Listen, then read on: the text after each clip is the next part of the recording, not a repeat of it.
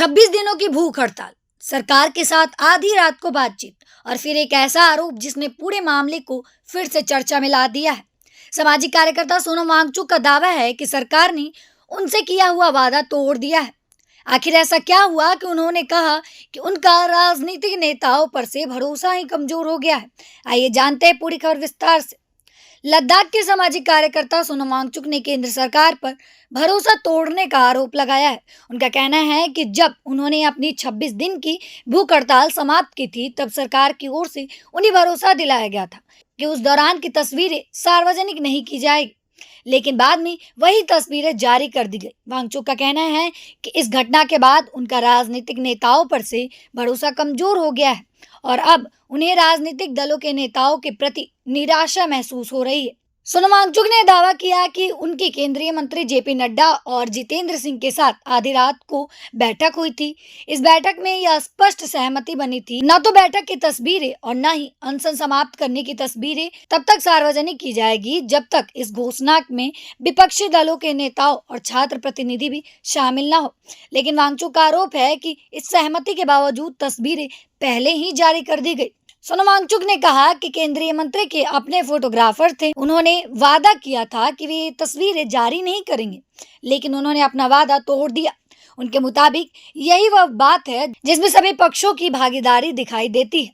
उन्होंने बताया कि उन्हें खुद केंद्रीय मंत्री ने कहा था कि इस कार्यक्रम में विपक्षी दलों के नेताओं और छात्र प्रतिनिधि भी शामिल हो।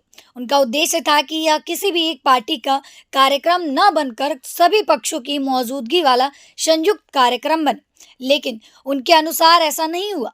सोनम वांगचुक ने यह भी दावा किया कि केंद्रीय मंत्री आधी रात के बाद उनसे मिलने पहुंचे थे।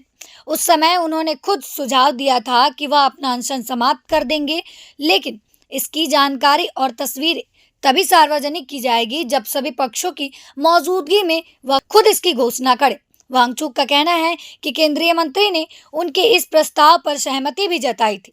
उन्होंने दावा किया कि उस बैठक में खुफिया ब्यूरो यानी आईबी के वरिष्ठ अधिकारी भी मौजूद थे और वे पूरी सहमति के गवाह थे। वांगचुक ने कहा कि उन्होंने आईबी अधिकारियों से भी साफ कहा था कि जब तक सभी पक्षों की मौजूदगी के साथ वह खुद इसकी जानकारी नहीं देंगे, तब तक कोई भी तस्वीर मीडिया में जारी नहीं की जाएगी। उनके मुताबिक इस बात पर भी सहमति बनी थी और उनसे वादा भी किया गया था, लेकिन वांगचुक का आरोप है कि बाद में यह वादा निभाया नहीं गया और तस्वीरें पहले ही सार्वजनिक कर दी गई।